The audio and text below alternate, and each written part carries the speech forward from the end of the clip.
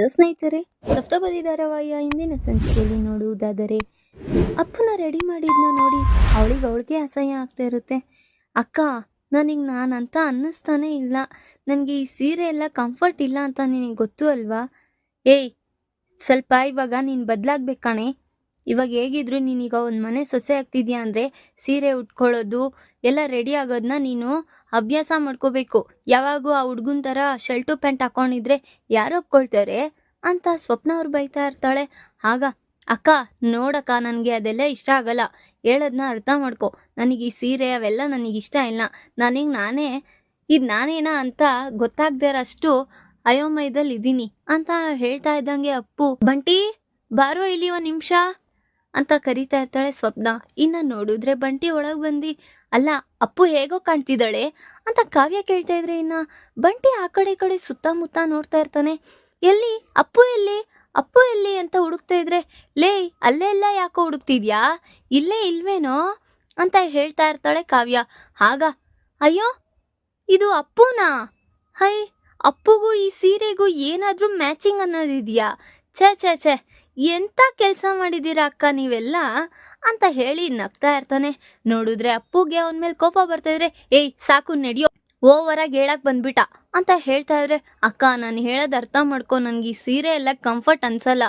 ಅಲ್ಲ ಒಂದ್ಸತಿ ನೀನು ಶ್ರೀಮಂತದಲ್ಲೇ ಉಟ್ಕೊಂಡಿದ್ದ ಸೀರೆಗೆ ಎಷ್ಟು ಜನ ಹೆಂಗೆ ಮಾತಾಡಿದ್ರು ನಿನಗೆ ಗೊತ್ತಿಲ್ವಾ? ನನಗೆ ಈ ಸೀರೆ ಎಲ್ಲ ಬೇಡ ಅಕ್ಕ, ನನ್ನ ಕಂಫರ್ಟ್ ನಾನು ಏನು ಬೇಕೋ ಅದನ್ನು ನಾನು ನೋಡ್ಕೊಳ್ತೀನಿ ಅಂತ ಹೇಳ್ತಾ ಇರ್ತಾಳೆ ಅಪ್ಪು. ಸರಿ ಆಯಿತು, ಏನೋ ಮಾಡ್ಕೊ ಅಂತ ಸ್ವಪ್ನಾನು ಮತ್ತೆ ಕಾವ್ಯ ಹೇಳ್ತಾ ಇರ್ತಾಳೆ. ಇನ್ನು ಈ ಕಡೆ ನೋಡಿದ್ರೆ ಕಲ್ಯಾಣ್ ರೂಮ್ ಒಳಗೆ ಬರ್ತಿದ್ದಂಗೆ ಸಡನ್ ಆಗಿ ಅಪ್ಪ ಕೊಟ್ಟಿರೋ ಬ್ಲ್ಯಾಂಕೆಟ್ನ ನೋಡ್ತಾ ಇರ್ತಾನೆ. ಆಗ ಅದನ್ನೆಲ್ಲ ಯೋಚನೆ ಮಾಡ್ತಾ ಇದ್ದಾಗೆ ಆಗ ನಾ ಎಂತಕ್ಕೆ ಎಲ್ಲ ಹೇಳಿದ್ಲು ಅಂತ ಆ ವಿಚಾರನೆಲ್ಲ ಜ್ಞಾಪನಕ್ಕೆ ಮಾಡ್ಕೊಳ್ತಾ ಇದ್ದಂಗೆ, ಏನು 1 ತಿಂಗಳು ಸಂಬಳ ಎಲ್ಲ ಈ ಬಟ್ಟೆಗೆ ಹಾಕ್ಬಿಟ್ರೆ ಏನಪ್ಪು ನೀನು? ನಿನ್ ಖುಷಿಗಿಂತ ಇದೆಲ್ಲ ಯಾವ ಲೆಕ್ಕ ಕವಿ? ನೀನ್ ಖುಷಿಯಾಗಿದ್ರೆ ನನಗಷ್ಟೇ ಸಾಕು. ಅಷ್ಟಕ್ಕೂ ಈ ಕೋಟ್ ನಿನಗಿಷ್ಟ ಆಯ್ತಾ? ಹೋ, ತುಂಬಾ ಇಷ್ಟ ಆಯ್ತು. ನನಗಂತೂ ಇದನ್ನ ನೋಡ್ತಿದ್ರೆ ಇವಾಗ್ಲೇ ಹಾಕೋಬಿಡ್ಬೇಕು ಅಂತ ಅನಿಸ್ತಿದೆ. ಹಬ್ಬ, ಹೇಗೋ ನಿನಗೆ ಇಷ್ಟ ಆಯ್ತಲ್ಲ. ನಾನೆಲ್ಲೋ ನೀನ್ ಹುಚ್ಚ ಕವಿತೆ ಬರೆಯೋ ಥರ ಇದನ್ನು ಹುಚ್ಚಾಗಿದೆ ಅಂದ್ಬಿಡ್ತೀಯನೋ ಅಂತ ಅನ್ಕೊಂಡಿದ್ದೆ. ಆಲ್ರೆಡಿ ಹೇಗೋ ನನ್ನ ಬಚಾವ್ ಮಾಡಿದೆ ಅಂತ ಹೇಳ್ತಾ ಇರ್ತಾಳೆ. ಅದನ್ನ ನೋಡಿ ಕಲ್ಯಾಣ್ ಅದನ್ನ ಯೋಚನೆ ಮಾಡ್ತಾ ಕಲ್ಯಾಣ್ ಆ ಜಾಕೆಟ್ನ ಇಟ್ಕೊಳಕ್ ಹೋಗ್ತಾನೆ. ಆ ಜಾಕೆಟ್ನ ಇಟ್ಕೊಂಡು ಹಾಕಿ ಕೈಯಲ್ಲಿ ಆ ಜಾಕೆಟ್ನ ಸೋರ್ತಾ ಇದ್ದಂಗೆ ಅಷ್ಟೊತ್ತಿಗೆ ರಾಜ್ ಸಹ ಬರ್ತಾನೆ. ಹೋ, ಈ ಬ್ಲ್ಯಾಂಕೆಟ್ಗೋಸ್ಕರ ಕಲ್ಯಾಣ್ ಕಣ್ಣಲ್ಲಿ ನೀರು ಬಿಡ್ತಿದ್ದಾನ?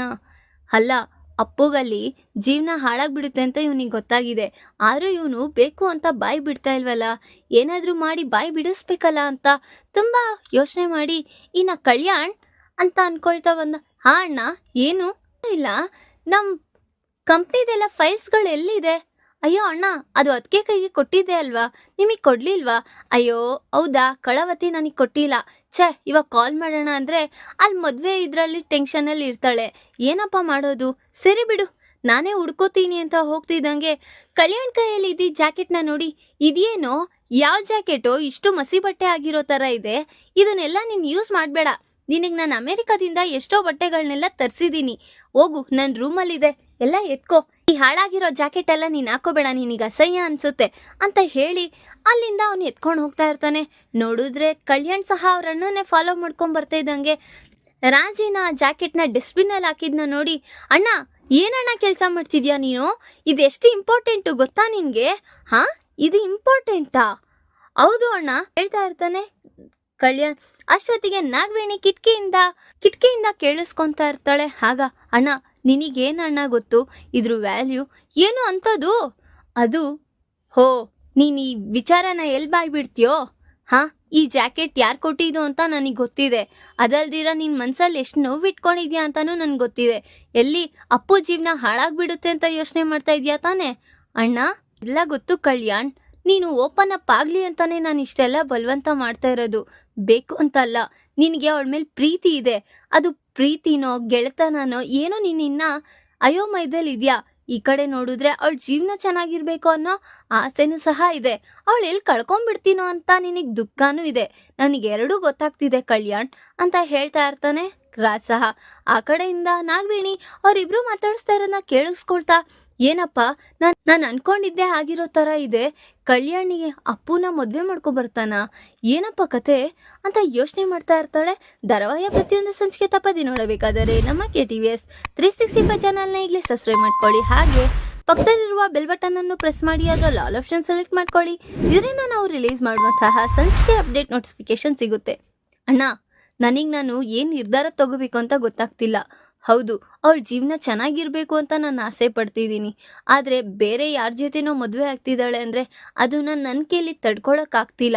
ಒಂದ್ ಕಡೆ ನಾನು ಫ್ರೆಂಡ್ಶಿಪ್ ಅನ್ನೋ ಹೆಸರಲ್ಲಿ ಅವಳನ್ನ ಬಿಟ್ಕೊಡ್ಲಾ, ಅಥವಾ ನಾನು ಅವಳನ್ನ ಇಷ್ಟಪಡ್ತಾ ಇದ್ದೀನಿ ಅಂತ ಮದುವೆ ಆಗ್ಲಾ, ನನಗೇನು ಗೊತ್ತಾಗ್ತಿಲ್ಲ ಅಣ್ಣ ಅಂತ ಹೇಳ್ತಾ ಇದ್ದಂಗೆ, ಸರಿ ಅಣ್ಣ, ನನ್ಗೊಂದು ಹೆಲ್ಪ್ ಮಾಡ್ತೀಯಾ? ಇವತ್ತು ನಾನು ಮನೆಗೆ ಬರೋದಿಲ್ಲ, ಗೆಸ್ಟ್ ಹೌಸಲ್ಲೇ ಇರ್ತೀನಿ. ಅಮ್ಮನ್ಗೆ ಕೇಳಿದ್ರೆ ಹೇಳ್ಬಿಡು ಅಂತ ಹೇಳಿ ಕಲ್ಯಾಣ್ ಅಲ್ಲಿಂದ ಹೊರಟಿರ್ತಾನೆ. ಅಯ್ಯೋ, ಏನಾದ್ರೂ ಮಾಡಿ ಇದನ್ನ ತಡಿಬೇಕು, ಇಲ್ಲ ಅಂದ್ರೆ ಈ ಮನೆಗೆ ಅವಳು ಸೊಸೆ ಆಗ್ಬಿಟ್ರೆ ಈ ನಮ್ಮ 3 ಜನ ಅಕ್ಕ ತಂಗಿ ಈ ಮನೆ ರಾಜ್ಯನೇ ಆಳ್ತಾರನ್ಸುತ್ತೆ. ಅಪ್ಪ, ನಾನು ಏನಾದ್ರೂ ಸೇಫ್ ಮಾಡ್ಲೇಬೇಕು ಅಂತ ಹೇಳಿ ಧನಲಕ್ಷ್ಮಿಗೆ ಈ ವಿಚಾರನ ತಿಳಿಸ್ಬೇಕು ಅಂತ ಹೊರಟಿರ್ತಾಳೆ. ಇನ್ ಈ ಕಡೆ ನೋಡಿದ್ರೆ ಗಂಡೋಡ ಶಾಸ್ತ್ರದಲ್ಲಿ ಎಲ್ಲ ಆಗಮಿಸಿರ್ತಾರೆ. ಆಗ ನೋಡಿದ್ರೆ ಕನಕ ಅವ್ರಿಗೆ ತುಂಬಾ ಟೆನ್ಷನ್ ಆಗ್ತಾ ಇರುತ್ತೆ. ಯಾಕಮ್ಮ, ಏನಾಯ್ತು ಅಂತ ಕೇಳ್ತಾ ಇದ್ದಂಗೆ ಸ್ವಪ್ನ, ಅಲ್ಲ ಕಣೆ, ಕಾವ್ಯ ಹೇಳ್ತಿದ್ದಾಳೆ ಅಪ್ಪು ವಿಚಾರನ ಎಲ್ಲ ಹೇಳ್ಬಿಟ್ರೆ ಒಳ್ಳೇದು, ಸುಮ್ಮನೆ ಅರ್ಧಂಬರ್ಧದಲ್ಲಿ ಹೇಳಿದ್ರೆ ನಮ್ ನಿಷ್ಠುರ ಆಗ್ತೀವಿ ಅಂತ ಹೇಳ್ತಿದ್ದಾಳೆ. ಬಿಡಮ್ಮ, ಹೇಳಿದ್ರೆ ಮುನ್ಸೂಚನೆಯಾಗಿ ನಾವೇ ಹುಷಾರಿಯಾಗಿರ್ತೀವಲ್ವಾ ಅಂತ ಹೇಳ್ತಾ ಇರ್ತಾಳೆ ಸ್ವಪ್ನನು ಸಹ. ಆಗ ಹೋಗಿ ಹುಡುಗಿನ ಕರ್ಕೊಂಡ್ ಬನ್ನಿ ಅಂತ ಪುರೋಹಿತರು ಹೇಳಿದಾಗ ಇನ್ನ ಕಾವ್ಯ ಮತ್ತೆ ಸ್ವಪ್ನ ಇಬ್ರು ಹೋಗಿ ಅಪ್ಪುನ ಕರ್ಕೊ ಬರ್ತಾ ಇರ್ತಾರೆ. ಸ್ವಲ್ಪ ನಾಚಿಕೆ ಪಡೆ ಅಂತ ಕೇಳ್ತಾ ಇದ್ರು. ನಾನೇನ್ ನಾಚಿಕೆ ಪಡ್ಲಿ, ನಾನು ಹೇಗಿರ್ಬೇಕೋ ಆಗಿರ್ತೀನಿ. ಅಯ್ಯೋ, ಒಂಚೂರು ನಿಧಾನಕ್ಕಾದ್ರೂ ನಡಿಯೇ. ಅಕ್ಕ, ನಾನು ಏನ್ ತಪ್ಪು ಮಾಡಿದೀನಾ? ನಿಧಾನಕ್ಕೆ ನಡಿಯೇ, ಹಂಗ್ ಮಾಡು ಹಿಂಗ್ ಮಾಡು ಅಂತ ನಾನು ಇರೋ ಹಂಗೆ ಇರ್ತೀನಿ, ನಡಿ ಅಂತ ಹೇಳಿ ನಾ ಹೊರಡ್ತಿರ್ತಾಳೆ. ಈ ಕಡೆ ನೋಡಿದ್ರೆ ಕನಕ ಅವರು ಮತ್ತೆ ಕೃಷ್ಣಮೂರ್ತಿ ಅವರು ಅಪ್ಪನ ನೋಡಿ, ಏನೇ ಸೀರೆ ಉಟ್ಕೊಳ್ಳೋದ್ ಬಿಟ್ಟು ಪ್ಯಾಂಟ್ ಶರ್ಟ್ ಅಲ್ಲೇ ಬಂದಿದ್ಯಾ? ಅಯ್ಯೋ ಅಮ್ಮ, ಇವ್ರು ನೋಡ್ಕೊಳಕ್ ಬರ್ತಿದ್ದಾರೆ ಅಂತ ನನಗೆ ಗೊತ್ತು. ಆ ವಿಚಾರಕ್ಕೆ ನಾನು ನೋಡ್ಕೊಳಕ್ ಬರ್ತಿದ್ದಾರೆ ಅಂತ ಗೊತ್ತು. ಹೊಸದಾಗಿ ಸೀರೆ ಒಡವೆ ಎಲ್ಲ ನನಗೆ ಆಗಲ್ಲ, ನನ್ ಕಂಫರ್ಟ್ ನನಗೆ ಅಂತ ಹೇಳ್ತಾ ಇದ್ದಂಗೆ, very good, I like it ಅಂತ ಹೇಳ್ತಾ ಇರ್ತಾನೆ. ಅಪ್ಪು ನೋಡಕ್ ಬಂದಿರೋ ಹುಡ್ಗ, ಆಗ ನೀವೆಷ್ಟು ಬೇಗ ಅರ್ಥ ಮಾಡ್ಕೊಂಡಿದ್ದೀರಾ, ಅವ್ರ ಕಂಫರ್ಟಬಲ್ ಅವ್ರಿಗೆ ಇರ್ಬೇಕಾದ್ರೆ ನಾವೇನ್ ಮಾಡೋದಿಕ್ಕಾಗುತ್ತೆ ಅಂತ ಹೇಳ್ತಿದ್ದಂಗೆ, ವಾವ್, ನೀವೆಲ್ಲ ಎಷ್ಟು ಬೇಗ ಅರ್ಥ ಮಾಡ್ಕೊಂಡಿದ್ದೀರಾ ಅಂತ ಕಾವ್ಯ ಮತ್ತೆ ಸ್ವಪ್ನ ಹೇಳ್ತಾ ಇರ್ತಾರೆ. ಆಗ ಇನ್ನ ನನ್ಗೆ ಯಾವುದೇ ಅಭ್ಯಂತರ ಇಲ್ಲ ಅಪ್ಪುನ ಮದುವೆ ಆಗೋದಿಕ್ಕೆ ಅಂತ ಹೇಳ್ತಿದ್ರೆ, ಇನ್ನ ಅಪ್ಪುಗೂ ನೀವು ಹೇಳಿ, ನಿಮ್ಗೂ ಒಂದು ಆಸೆ ಆಕಾಂಕ್ಷೆ ಇರುತ್ತಲ್ವಾ ಅಂತ ಹೇಳ್ತಿದ್ದಂಗೆ, ಇನ್ನ ಅಪ್ಪು ಎಲ್ಲಿ ಬೇಡ ಅಂದ್ಬಿಡ್ತಾಳೋ ಅಂತ ಕನಕಗೆ ತುಂಬಾ ಟೆನ್ಷನ್ ಆಗಿದ್ರೆ, ನನಗೇನು ಅಭ್ಯಂತರ ಇಲ್ಲ, ನಮ್ಮ ಅಪ್ಪ ಅಮ್ಮ ಖುಷಿನೇ ನನ್ನ ಖುಷಿ ಅಂತ ಹೇಳ್ತಾ ಇರ್ತಾಳೆ. ಅಷ್ಟೊತ್ತಿಗೆ ಇನ್ನ ಮುಹೂರ್ತನೆಲ್ಲ ಫಿಕ್ಸ್ ಮಾಡಿಸ್ಬಿಡೋಣ ಅಂತ ಹೇಳಿ ಇನ್ನ ಕೃಷ್ಣಮೂರ್ತಿ ಅವರು ಹೇಳೋದಿಕ್ಕೆ ಹೊರಡ್ತಾ ಇದ್ದಂಗೆ, ಇನ್ನ ಈ ಕಡೆ ಹುಡ್ಗನ್ ಕಡೆಯವರು ಆದಷ್ಟು ಬೇಗ ಮದ್ವೆ ಮಾಡಿಸ್ಕೊಡ್ಬೇಕು ಅಂತ ಹೇಳ್ತಿರ್ತಾರೆ. ಆಗ ಎಂತಕ್ಕೆ ಆದಷ್ಟು ಬೇಗ? ಹಾಗಲ್ಲ, ನಾನು ಹೊರ್ಗಡೆ ವಿದೇಶಕ್ಕೆ ಹೋಗ್ಬೇಕು, ಹಾಗೆ ಅವ್ರನ್ನು ಕರ್ಕೊಂಡು ಹೋಗೋ ತರಾನು ಇರುತ್ತೆ ಅಂತ ಹೇಳ್ತಿದ್ದಂಗೆ, ಹೌದಾ, ಸರಿ, ನಾವು ವರದಕ್ಷಿಣೆ ಎಲ್ಲ ಕೊಡೋ ಸ್ಥಿತಿಲಿಲ್ಲ, ಅರ್ಥ ಮಾಡ್ಕೊಳ್ಳಿ ಅಂತ ಹೇಳ್ತಿದ್ದಂಗೆ, ಅಯ್ಯೋ, ನಾವೇನಾದ್ರೂ ವರದಕ್ಷಿಣೆ ಎಲ್ಲ ಕೇಳಿದ್ವಾ? ನಮ್ಗೆ ಯಾವ ವರದಕ್ಷಿಣೆನೂ ಬೇಡ. ಏಂತಕ್ಕಂದ್ರೆ ಅಪ್ಪು ಏನು ಎತ್ತ ಅಂತ ನಮಗ್ ಗೊತ್ತಿದೆ.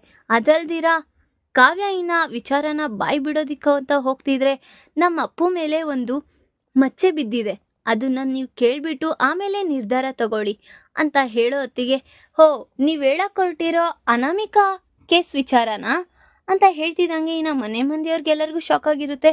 ಹೌದು, ನಿಮ್ಗೆ ಗೊತ್ತು? ಅದು ಮಹಿಳಾ ಮಂಡಳಿಯವರು ಅಪ್ಪು ಬಗ್ಗೆ ಮಾತಾಡುದ್ರಲ್ವಾ, ಅವರು ನಮ್ ಕಡೆಯವ್ರೆ, ಅವರೇ ಹೇಳಿದ್ದು ಅಪ್ಪುದ್ ಯಾವುದೇ ರೀತಿ ತಪ್ಪಿಲ್ಲ, ನಿರ್ಭಯತೆಯಿಂದ ಮದುವೆ ಆಗ್ಬೋದು ಆ ಹುಡ್ಗಿನ ಅಂತ ಹೇಳಿ ಕಳ್ಸಿರೋದಕ್ಕೆ ನಾವು ಬಂದಿರೋದು, ನಮ್ಗೇನು ಅಬ್ಜೆಕ್ಷನ್ ಇಲ್ಲ, ಆರಾಮಾಗಿ ಮದ್ವೆ ಮಾಡ್ಕೊಡಿ ಅಂತ ಹೇಳ್ತಾ ಇರ್ತಾರೆ.